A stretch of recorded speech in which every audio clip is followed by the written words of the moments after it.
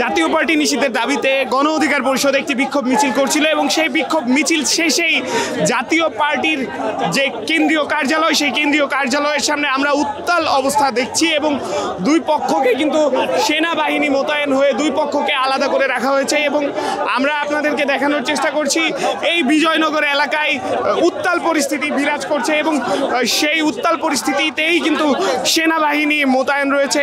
আমরা সরাসরি দু একজনের সাথে একটু কথা বলে জানার চেষ্টা করব কি হয়েছিল এখানে। ঢাকা মহানগর উত্তর দক্ষিণের একটা মিটিং ছিল, আমরা মিটিংয়ে ছিলাম। জাতীয় পার্টির নেতৃবৃন্দ আতর্কিতভাবে গণ অধিকার পরিষদ পুরা পাগলার লোকজন এখানে এসে আমাদের নেতাকর্মীদের উপর হামলা করেছে।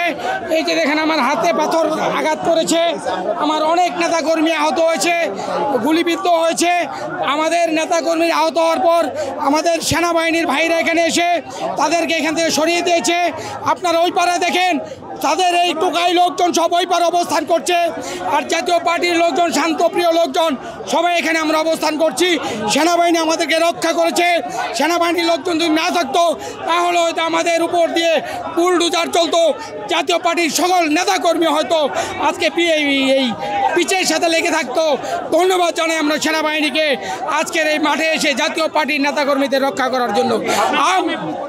আমি ঢাকা মহানগর উত্তর জাতীয় পার্টির যুগ্ম আহ্বায়ক এবং উত্তরখান থানা জাতীয় পার্টির সভাপতি। জাতীয় পার্টি জিএম কাদেরের নেতৃত্বে আমরা ঐক্যবদ্ধ এবং আজকে এই সমাবেশে আমরা এখানে যে সভা ছিল সেই সভায় আমরা সমস্ত থানার নেতৃবৃন্দ এখানে উপস্থিত হয়েছিলাম শান্তিপূর্ণ। এটা সম্পূর্ণ পরিকল্পিত হামলা, তারা সম্পূর্ণ পরিকল্পিত হামলা করেছেন। আগে রাশেদ ডিল মারেছে, নুরু ওয়ার্ডার দিয়েছে।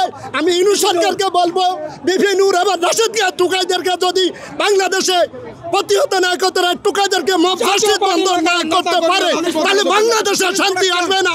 সেনাবাহিনী আসি আমাদেরকে রক্ষা হচ্ছে।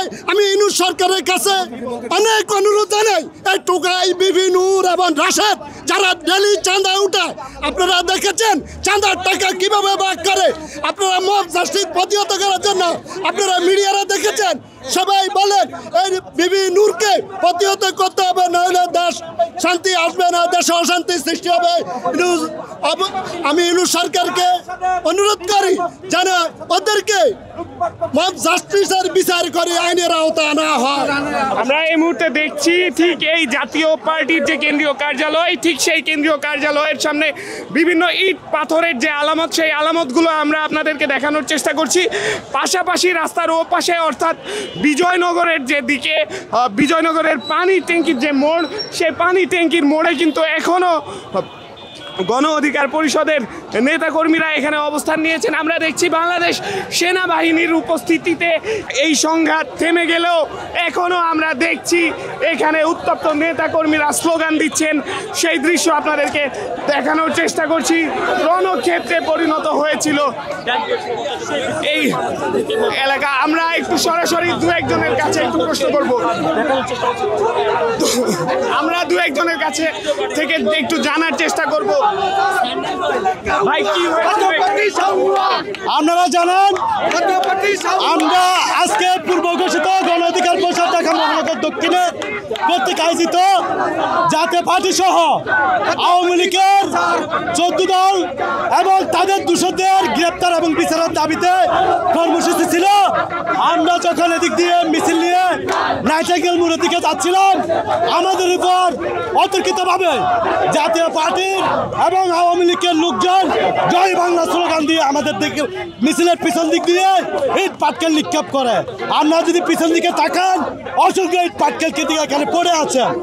আমরা যখন প্রতিহত করার চেষ্টা করছি, সেনাবাহিনী পুলিশ তাদেরকে সরিয়ে না দিয়ে আমাদের উপর ছড়া হয়। আমরা জুলাই অভ্যুত্থানে 2000 প্রশ্ন রাখি, তাদের থেকে অভিযোগ আসছে আপনারা নাকি তাদের কার্যালয়ে গিয়ে হামলা করেছেন এবং আমরা দেখছি যে সংঘাতের জায়গাটি সেটি তাদের কার্যালয় থেকে রাস্তার মাঝ বরাবর পর্যন্ত। আপনাদের দুই পক্ষের ভিতর সত্য কারা মিথ্যা কারা? আমাদের যদি আমরা জাতীয় পার্টিকে যদি প্রতিহত করি তারা একজনও টিকতে পারবে না। আজকে আমাদের মিছিল ডাকবেন, যে পরিমাণ মিছিল আসছে জনগণ, তারা যদি হেঁটেও যায় তাহলে তাদের এখানে অস্তিত্ব থাকবে না। আমরা আবারও বলতেছি এখনো বলছি জাতীয় পার্টিকে নিষিদ্ধ করতে হবে। তারা 2014-18-24 আওয়ামী লীগকে ফেসিবাদ এবং স্বৈরাচার বাড়িতে সহযোগিতা করেছে। আমরা দেখছি এই মুহূর্তে এখনো কিন্তু স্লোগান চলছে এবং পাশাপাশি সেনাবাহিনীর উপস্থিতিতে বর্তমান পরিস্থিতি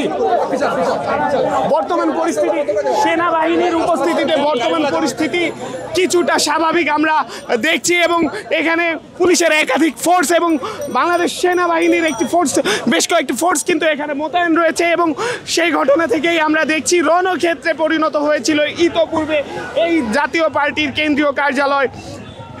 এর ঠিক সামনে এতক্ষণ বাংলা নিউজের আমি আকবর রাত যুক্ত ছিলাম আপনাদের সাথে।